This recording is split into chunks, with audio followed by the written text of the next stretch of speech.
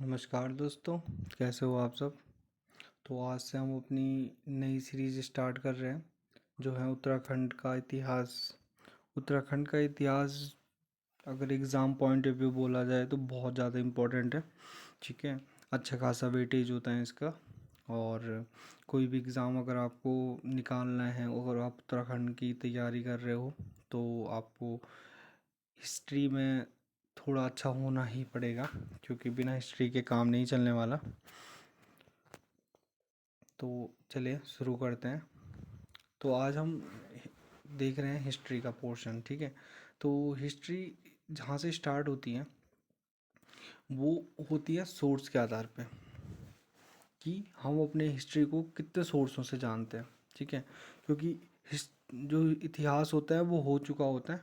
ठीक है ना, पास्ट की चीज़ें हमें पता नहीं है उसके बारे में, या तो हमें उसके अवशेष मिल जाते हैं तो हमें उससे पता लगता है, या फिर हमारे पास कोई ओल्ड टेक्स्ट होता है तो हम उससे टैली करके पता कर सकते हैं। बाकी ऐसा कोई और चीज़ नहीं है जिससे हमें हिस्ट्री का पता लगता है। तो उसी तरह से हम उत्तराखंड की हिस्ट्री को भी जानेंगे सोर्स के आधार पे। ठीक है, फिर उसके बाद ही आगे आगे बढ़ते चलेंगे। तो बात करते हैं आज हम सोर्स के आधार पे उत्तराखंड की हिस्ट्री। तो हम देखते हैं कि ऐतिहासिक स्रोत। ठीक है, तो ऐतिहासिक स्रोत हम हिस्ट्री को जानने के लिए दो ही है हमारे पास। एक है ऐतिहासिक स्रोत, एक होता है पुरातात्विक स्रोत। अब हम देखते हैं कि ऐतिहासिक स्रोत में हमारे पास जो ओल्ड टेक्स्ट होते हैं हमारे, ठीक है, जो ओल्ड टेक्स्ट है हमारे, हम उसके ही बिहाफ पे इसको जान सकते हैं। ठीक है, और जो पुरातात्विक स्रोत होते हैं वो हम खुदाई करके जो भी हमें मिलता है ज़मीन के नीचे से, हम उसके हिसाब से जानते हैं कि ये कब का है और ये किसके शासनकाल का होगा। ठीक है, तो हम खुदाई करके भूमि के नीचे खुदाई करके इस चीज़ का पता लगाते हैं। ठीक है, अगर बात करते हैं हम ऐतिहासिक स्रोत से ही स्टार्ट करते हैं, तो महाभारत के काल में, ठीक है ना, हरिद्वार एरिया को गंगा द्वार कहा जाता था और केदारनाथ तक के एरिया की यात्रा का इसमें वर्णन मिलता है। ठीक है, जो पांडव गए थे जिस रास्ते, तो उस रास्ते का ही यहाँ पर वर्णन मिलता है।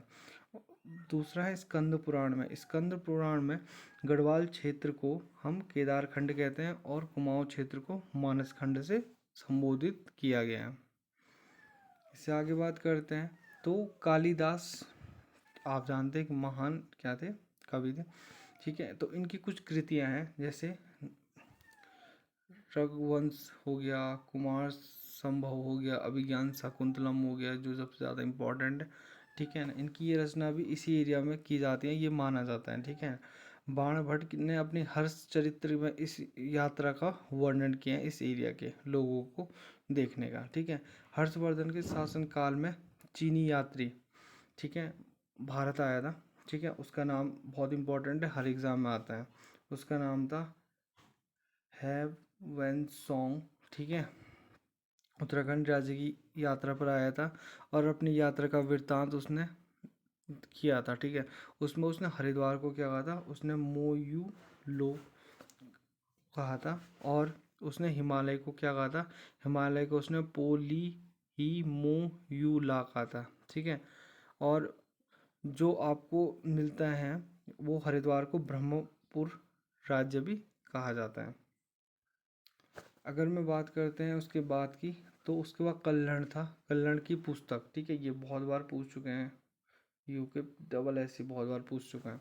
तो कल्हण की पुस्तक राज त्रिगर्णी में कश्मीर के शासक, ठीक है, ललित द्वितीय मुक्त पीड़ा के गढ़वाल पे विजय का उल्लेख मिलता है। ठीक है, कि उन्होंने गढ़वाल पे जीता था, तो उन्होंने यहाँ अपना शिलालेख या कुछ किया होगा, या फिर ये उसके राज कवि रहे होंगे, तो इन्होंने उसके बारे में लिखा हुआ अपनी पुस्तक में। ठीक है, अब जोशीमठ से प्राप्त जो हमें हस्तलिखित मिलते हैं उसमें गुरुपादिका में अनेक शासक और वंशों का उल्लेख किया गया है। ठीक है, अब बात करते हैं हम कि और जानकारियाँ कैसे मिलती हैं। जो हमें जानकारी मिलती थी, अब कुछ लोकल लेवल पे भी हमें कुछ जानकारियाँ मिलती हैं यहाँ के, ठीक है, इतिहास की।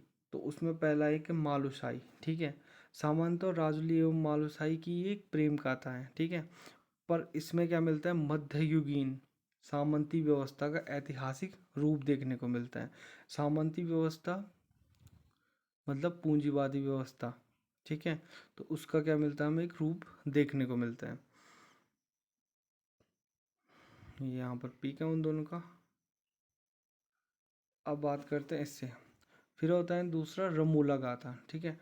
मूल रूप से गढ़वाल के रमोला गढ़ की बात की जा रही है, रमोला जाति से संबंधित है, ठीक है। इसमें 15 से 20 रमोलाओं की वीर गाथाएं का वर्णन किया गया है, ठीक है। रमोला को का संबंध वैसे तो नागवंश से जोड़ा जाता है।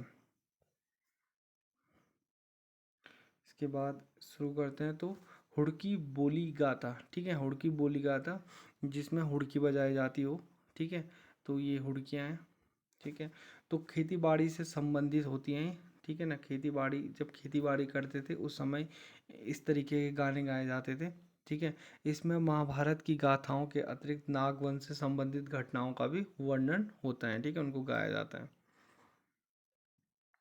फिर आता है जागर। तो ये सामान्यतः लोक विश्वासों पे ट्रस्टेबल इसका बेस था, ठीक है। इसमें क्या होता है, तंत्र मंत्र पूजा अथवा देविया पूजा या देवी देवताओं को नचाने के लिए, ठीक है। और या तो फिर मूल रूप से ये प्रेत बाधा निवारण के लिए मंत्र होते हैं, ठीक है ना। 3 प्रकार से जागर हो सकते हैं, देवी देवताओं के जागर हो सकते हैं, प्रेत बाधा के जागर हो सकते हैं और स्थानीय शासकों के जागर भी हो सकते हैं। अगर बात करते हैं पावड़े की, पावड़े, पावड़े कहते हैं या इन्हें भड्ड बोलते हैं, ठीक है। पावड़े कहते हैं या फिर इन्हें भड्ड कहते हैं, ठीक है। ये वीर योद्धाओं के गाने होते हैं, ठीक है ना। जो वीर योद्धा होते हैं जब युद्ध में जाते हैं और अपनी युद्ध में जाते हैं तो उनकी वीर गाथाएं सुनाई जाती हैं, ठीक है ना। तो इन्हें क्या कहा जाता है, पावड़े कहा जाता है। सॉरी, ठीक है। तो जो ये पावड़े होते हैं इसमें वीर रस, ठीक है, प्रधान होता है और इसमें योद्धा के युद्ध कौशल का सजीव वर्णन भी मिलता है। तो जैसे कि इसमें है रणुरौत, ठीक है, ये एक वीर बाड़ है, ठीक है ना। तो ये वीर बाड़ या फिर पावड़े कह सकते हैं इसको। अब यहाँ से हमारा पुरातात्विक स्रोत शुरू हो जाता है, ठीक है ना। पुरातात्विक स्रोत जो हम मिट्टी की खुदाई करके ज़मीन के अंदर से निकालते हैं उसे बोलते हैं पुरातात्विक स्रोत। तो सबसे पहले 1968 में सियाल नदी, ठीक है ना, सियाल नदी के तट पर अल्मोड़ा में स्थित लाखों गुफा या फिर इसे लाखों उडियार भी कहते हैं में प्राऐतिहासिक चित्रित गुफाओं की पहली खोज की गई थी। तो ये बहुत इंपॉर्टेंट पॉइंट है, तो इसको नोट कर देना, ठीक है ना।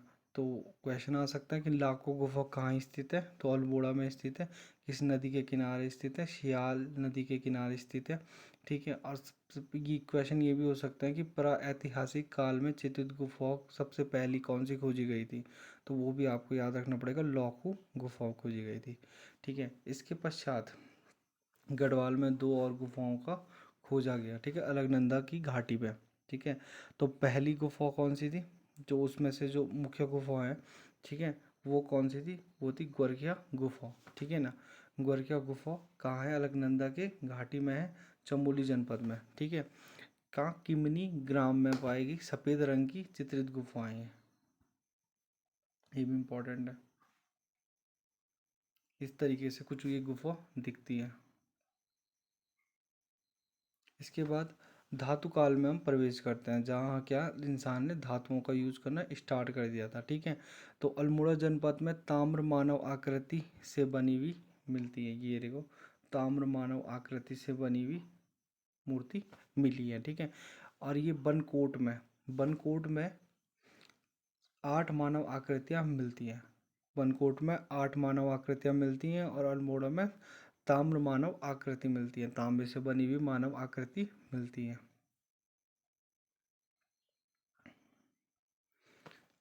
हैदर हरिद्वार की, हैदराबाद नहीं हो गई,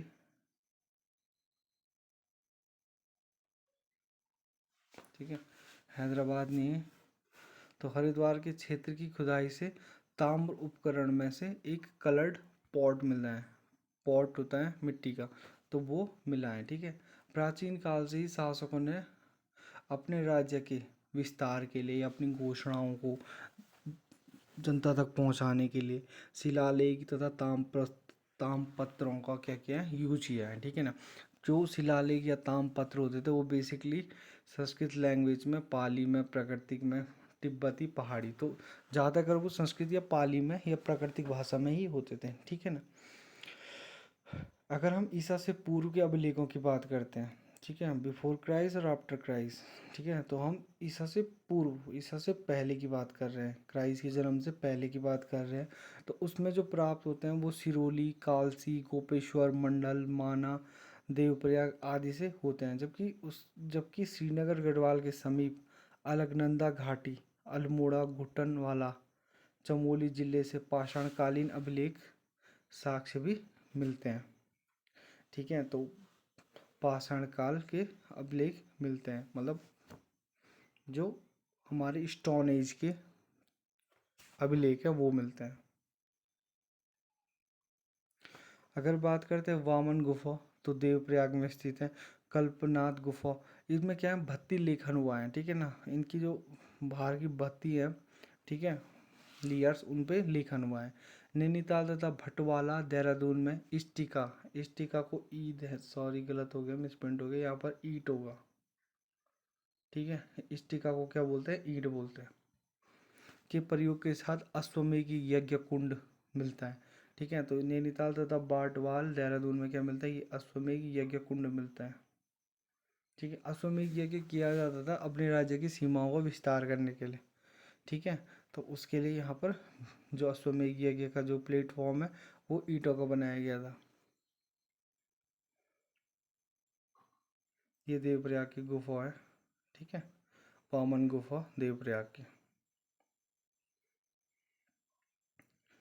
इसके बाद अगर देखते हैं तो गोपेश्वर तथा बाराहाट उत्तरकाशी में त्रिशूल अभिलेख मिलते हैं, जो संभवतः कत्यूरी काल के से संबंधित हैं। ठीक है ना, तो ये गोपेश्वर का त्रिशूल अभिलेख है, और ये कहाँ का है, ये बाराहाट उत्तरकाशी का है। ठीक है, किस काल से संबंधित है, कत्यूरी काल से संबंधित है। ठीक है, बागेश्वर से कत्यूरी काल के राजा बसंत देव, खप्पर देव, राजा निम्बर की जानकारियां प्राप्त होती है इस शिलालेख से। ठीक है, अगर इसके बाद तो मौर्य सम्राट अशोक का अभिलेख कालसी से प्राप्त होता है, कालसी देहरादून से प्राप्त हुआ है, जो मौर्य वंश के विस्तार को दर्शाता है। ठीक है, ये वाला है। ठीक है, तो अशोक का कहाँ से प्राप्त हुआ है, कालसी जनपद देहरादून से। लाखा मंडल जनपद देहरादून से 7 अभिलेखों में छग लेइस नामक राजा की जानकारी मिलती है। ठीक है, अब ये है टीरी, तो टीरी है वो। टिहरी के पलेटी से प्राप्त अभिलेख में नाग वंश की जानकारी मिलती है। और कार्तिकेयपुर जोशीमठ से प्राचीनतम ताम्रपत्र प्राप्त हुआ। कार्तिकेयपुर, ये कर्त्यूरी वंश, ठीक है, को हम क्या मानते हैं, कार्तिकेयपुर या फिर कर्त्यूरी वंश को हम क्या मानते हैं, फर्स्ट ऑफिशियल राजवंश मानते हैं गढ़वाल का। ठीक है, और ये है वो ताम्रपत्र। तालेश्वर एवं पांडुकेश्वर से प्राप्त ताम्रपत्र उस कत्यूरी काल के प्रारंभिक राजवंश की जानकारी मिलती है, क्योंकि पहला शासन तो कत्यूरी वंश ही नहीं किया था, तो उनकी जानकारी हमें तालेश्वर एवं पांडुकेश्वर से मिलती है, मतलब जोशीमठ के एरिया ही के पार्ट है ये भी। ठीक है, उसके बाद बस्ता ताम्रपत्र पिथौरागढ़ से, ठीक है, मिलता है। गोरखा सेना नायक मोहन थापा और कुछ मंत्रियों का उल्लेख इसमें मिलता है। फिर मध्यकाल के इतिहास में आ जाते हैं, तो इसमें हमें कुछ ताम्रपत्र, यहाँ पर ताम होगा, ताम्रपत्रों में महारानी कर्णावती, जिसे हम नागकटी रानी भी कहते हैं, ठीक है ना, इसे क्या कहते हैं, कर्णावती को कहते हैं नागकटी रानी। ठीक है, नागकटी रानी कहते हैं, क्योंकि जब ये युद्ध जीती थी तो जो इन्होंने बंदी बनाए थे, जितने सैनिक थे उन हारे थे जो, तो उनकी इन्होंने नाक काट दी थी। ठीक है ना। और पृथ्वीपति शाह, ये परमार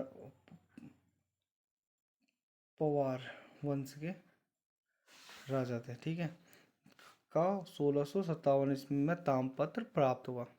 ठीक है,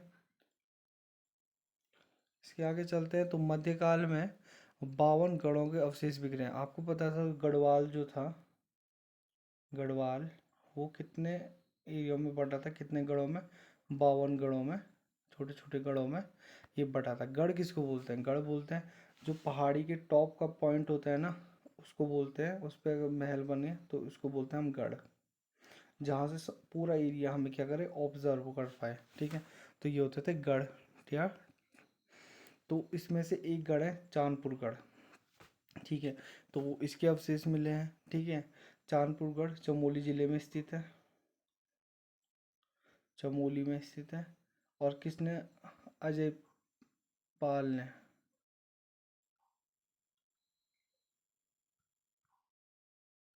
ठीक है, उन्होंने ये बनाया था, मालवा के राजा। ठीक है, इससे आगे चलते हैं। अब देखिए, जब हम बात कर रहे हैं तो कुछ सिक्के भी हमें मिले हैं। ठीक है ना, इस तरीके से अल्मोड़ा से 54 सिक्के प्राप्त हुए। ठीक है, कत्यूरी घाटी से। और जितने भी राजवंश आए सब ने अपने अपने सिक्के चलाए। ठीक है, सब ने अपने अपने सिक्के चलाए, पर इसमें से एक नाम सबसे इम्पोर्टेंट है जो एग्ज़ाम में आ सकते हैं, वो है अमोघ भूत। अमोघ भूत। ठीक है ना, इसने कौन कौन से सिक्के चलाए? इसने रजत और ताम्र के सिक्के चलाए। ठीक है, और जो उसके सिक्के की स्पेसिफिकेशंस है वो जब आप डायनेस्टी वाले पे आओगे तो उस समय आपको डिटेल में समझा दी जाएगी। ठीक है ना, इसके अलावा कुछ जो राजमहल थे वो यहाँ भी पाए गए थे इन स्थलों पे। ठीक है, बट बैजनाथ ये सब पता है आपको, बट ज़्यादा इम्पोर्टेंट वो वाला है। ठीक है ना, और बाकी तो ओवरव्यू के लिए ये इतना काफ़ी था। कल हम और ज़्यादा डेप्थ में बात करेंगे। ठीक है, तो हो सके चैनल को लाइक करें, सब्सक्राइब करें और अपने दोस्तों के साथ शेयर करें। ये जितने भी वीडियोस हैं ये सभी एग्ज़ाम के लिए इम्पोर्टेंट हैं, चाहे वो यूके डबल एस सी के हो या फिर यूके पी एस सी के हो या फिर आपके बीएड के लिए। ठीक है ना, जिसमें उत्तराखंड रिलेटेड चीज़ें आती हैं वो उन सब के लिए ये इम्पोर्टेंट वीडियोस हैं। ठीक है, और जो भी आपको बताया जा रहा है वो उतना ही बताया जा रहा है जितना एग्ज़ाम में आना है। ठीक है, एग्ज़ाम ओरिएंटेड है, फिलिंग मटेरियल कुछ भी नहीं है इसमें। ठीक है, कि एक्स्ट्रा कुछ पढ़ा रहे हो आपको, वही है जो आपके सिलेबस के अकॉर्डिंग है, वही आपको बताया जा रहा है। ठीक है, तो आपके जितने भी साथी होंगे आप ज़्यादा से ज़्यादा संख्या में उनको लाइए। ठीक है, क्योंकि नॉलेज है सब में बढ़ना चाहिए। और कमेंट्स कीजिए कि आप कौन सी सीरीज़ इसके बाद देखना चाहते हो उत्तराखंड के बाद। ठीक है, इंडिया की करें या फिर रीजनिंग या फिर हिंदी। तो थैंक यू फॉर वॉचिंग।